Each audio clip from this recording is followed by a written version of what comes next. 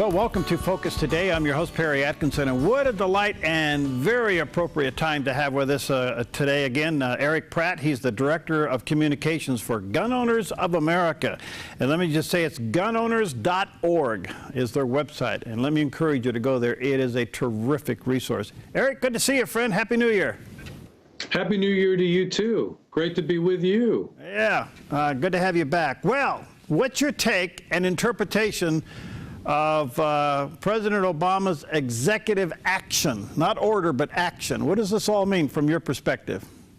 Well, these are lawless actions. He is circumventing the Constitution. He is circumventing the Congress, all in an effort to put restrictions on the rights of law-abiding citizens. And we should be clear about this, that it's not going to make people any safer. I mean, look at a country like France, which has far stricter gun control laws than anything that the president has put forward this week. And yet those laws in France did not prevent terrorists from getting guns and using those guns to commit massacres there. Gun control has never been shown to make people safer. So everything that he did this week, it's all aimed at restricting and actually putting in jeopardy law-abiding citizens who may violate the law in some form of minutia and therefore face tremendous penalties, even tremendous fines. It's not going to do anything, though, to stop bad guys from getting guns. Okay, Erich. All right, I've heard a lot of interpretations of the difference between an executive action and an executive order. Bottom line is it constitutional, what he's doing?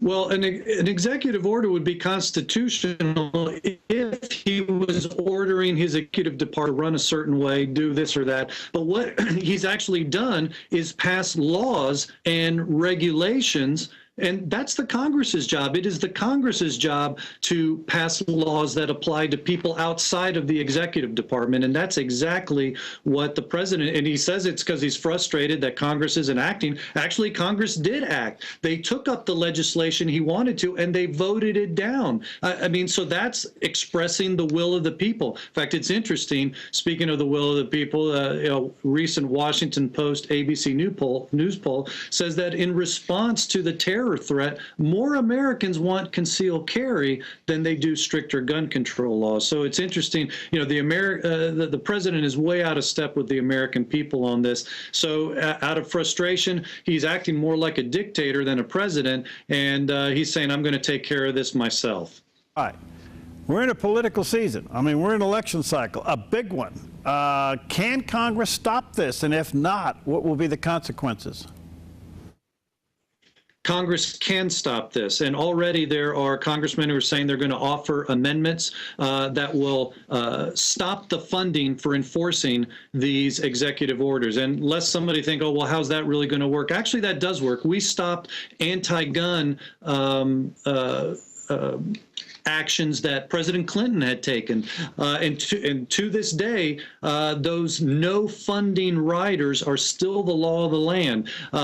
We were able to get a repeal of the national parks gun ban put on into a must-pass bill that Obama wanted early in his presidency. So it is very possible to use the Congress to restrict funding for all these things that he's trying to do. And by cutting off funding, it will nullify all of these things. Ultimately, I think what we need is a new president. And that's why Gun Owners of America has endorsed Ted Cruz. He has stood up to even to his own party. I think people are sick and tired of even the political wimpiness on the part of Republicans.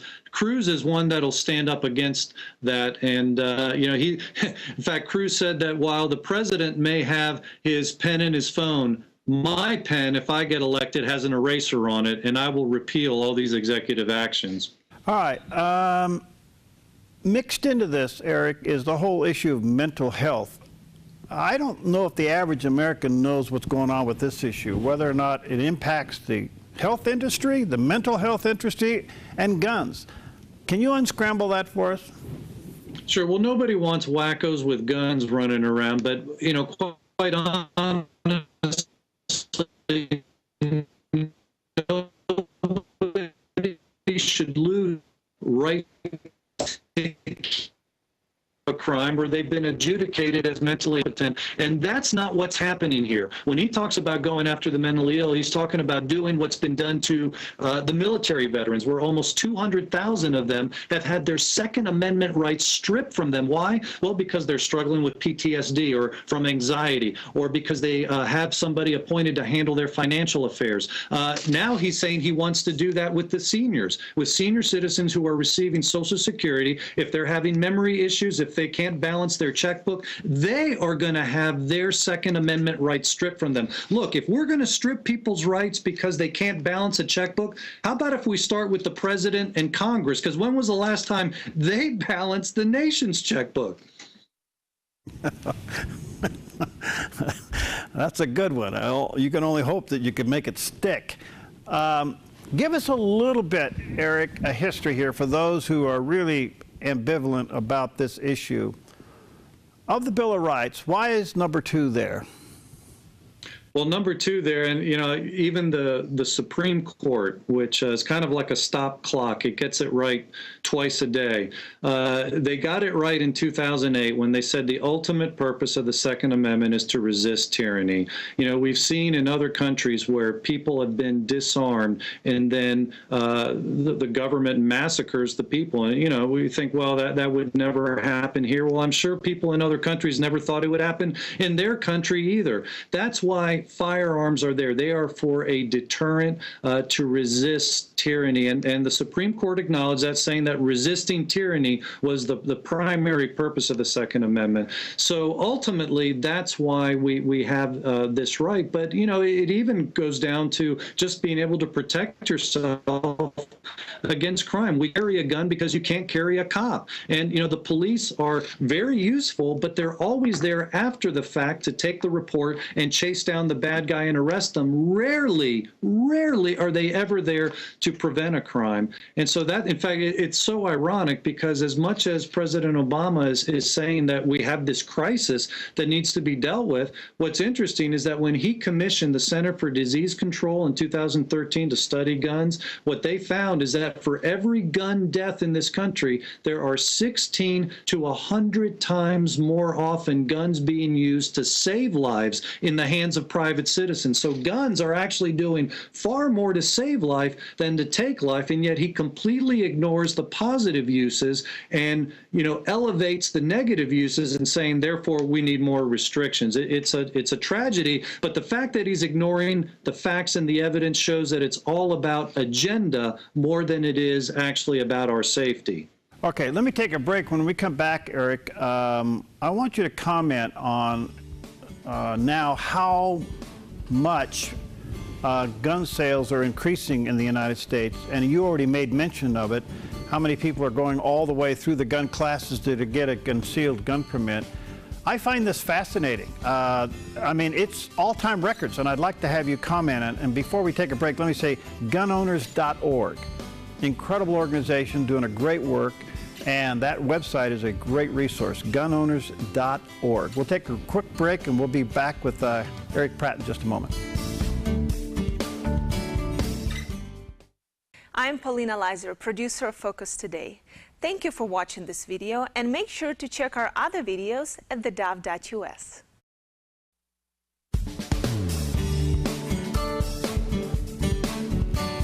Well, welcome back, and we're talking to Erich Pratt. He's the Director of Communications for Gun Owners of America, helping us understand the action that the President took yesterday, better known as an executive action. Not quite a full executive order, but it's clear now that we're in some kind of a... Wouldn't you agree, Eric, that we're in somewhat of a constitutional crisis if he gets away with this? I mean, we've been in one since he's been using executive orders, and a Republican-controlled Congress has done nothing about that. But this particular one now is front and center. Are we in a constitutional crisis?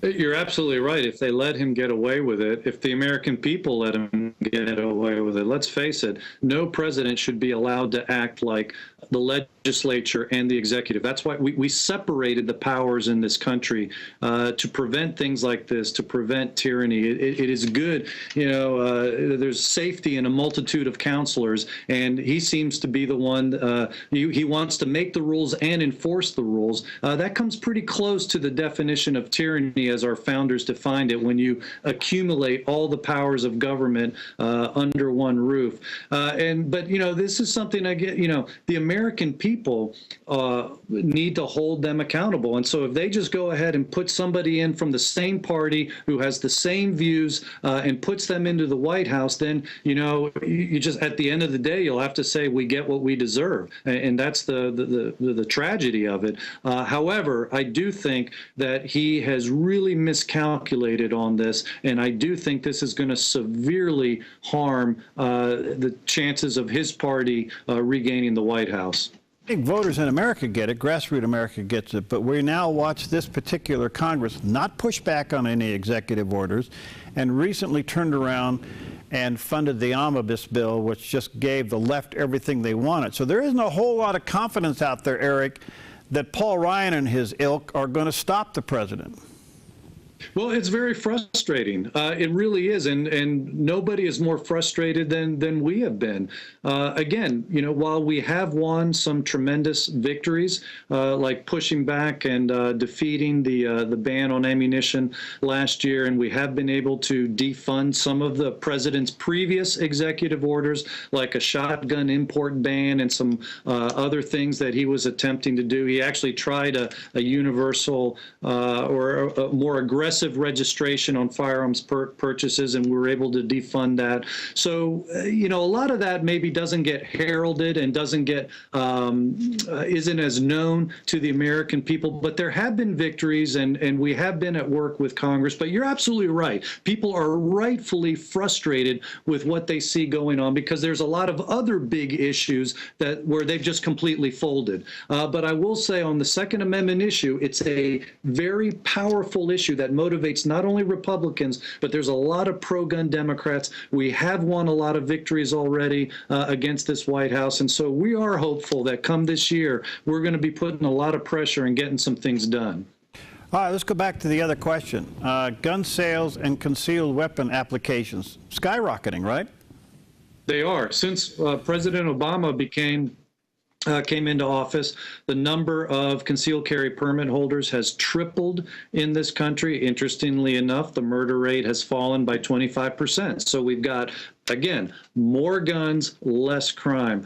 I was reading a story just this past Monday in New Hampshire. A 65-year-old woman was driving home from work. She recognized that somebody was tailing her, and sure enough, as she got out to go to her apartment, this guy jumped out of his car, ran ahead of her, and then started coming at her and tried to grab her. Well, she had a little pocket pistol. I don't know what kind it was. Maybe it was one of those girly ones with the, purple or pink color. But this woman, she's not even 5 feet tall, 105 pounds. This guy was over 200 pounds. The great equalizer is the reason why she is still alive today. She shot him once in the chest. That disabled him. The man was arrested. And, it's this type of thing which is happening all over the country. It's why we've seen this, while we've seen an increase in concealed carry, we've seen that, especially in those areas where there's a lot of concealed carry, we're seeing crime dropping. And so it's actually been a very exciting thing. But to listen to the president, he doesn't herald any of those things. He makes it sound like we're in crisis mode, even though we're actually safer today than when he took office. No thanks to him, I might add, but we're safer today because more people are able to protect themselves before the police can get there. All right, so the Gun Owners Association has endorsed Ted Cruz. I get that. I think he was well known for his argument on Second Amendment issues all the way to the Supreme Court. So I would imagine one of the reasons why he's got your endorsement. Popularity at the moment with Donald Trump. Do you know where he is on the Second Amendment? That's a tough one because, on the one hand, to listen to him as he's running for office, he sounds great. I mean, he sounds like the reincarnation of John Wayne. And so if he's elected president and he governs that way on the Second Amendment, we'll be happy. The problem is he hasn't always been there. He's basically been a lifelong Democrat. He's had very liberal views, very anti-gun views. And so how much of this is just a political thing? How much is it? I mean, I get it that people can actually change and grow over the years, even in a positive direction. That's the gamble that people have. I get it why people like Donald Trump. They love the fact that he's not like the squishy Republicans in the Congress. He stands for what he says he believes, and he doesn't back down, and people are looking for that kind of a leader. What I would suggest is Ted Cruz, without the kind of in-your-face quality, he is that kind of leader. He has stood up to the Republican leadership in the Senate. He's every bit as tough. And the beauty with Cruz is that he's always been there. It's not this sort of recent conversion that he's come to. He has always been solid on all the issues that conservatives hold dear, that Second Amendment advocates hold dear. And so we're not expecting any surprises with Ted Cruz.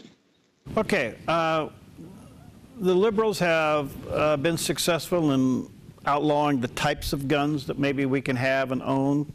They've been very successful in expanding background checks. Now they want, with this president, to go into online sales, gun show sales. I get all of that. Do you think we'll ever come to a point where this insatiable appetite to do away with the Second Amendment will stop? No. I don't. Sadly, that's the country we live in. A lot of that has to do with the education in the schools. But no, I think it's going to be a constant battle, and we're going to have to be continuously vigilant. I think that's why actually amnesty has become such an important issue, especially to conservatives, because with amnesty, the president could change the voting population overnight. And polls that have been done of those who would, of illegal immigrants, would show that they would be supporting by 80% margin, 80 to 90% margin, those who actually want to take away and limit our rights, basically those in the Democrat Party. So, it's always going to be a battle, but I think we could lose overnight if amnesty, we would see what happened to California. Remember, California used to elect Republican governors like Reagan and others, used to elect pro-gun people. You don't see that in California anymore after the first amnesty. And so if we want to turn the rest of the country into California, then just support amnesty. That's going to be a very important issue in the future, and it's one that even as a Second Amendment organization, we've been very active in, because look, if we, if we don't guard our borders and only allow American citizens to vote, then we could change overnight and become something completely different. And so a very important issue. But yeah, it's always going to be a fight, Perry. And we've been fighting this battle for 30, 40 years and longer. There's even been amendments to repeal the Second Amendment. So, that tells you where the left wants to go. Ultimately, they don't want arms. They only want the military and police having them. So those are the battle lines. We actually see now an attempt to disarm security officers, police people. We watched that security officer in England couldn't defend himself and yell for help. And the president has accelerated the race issue and played the race card in this country, really to go after the cops. Do you see a threat on disarming security officers and policemen? And the reason I bring that up is, you well know, Eric, we had a tragedy here in Oregon at the Umpqua Community College, and they had an unarmed security officer. It was a gun-free zone. Even the security officer wasn't armed. Where is this going as it relates to that?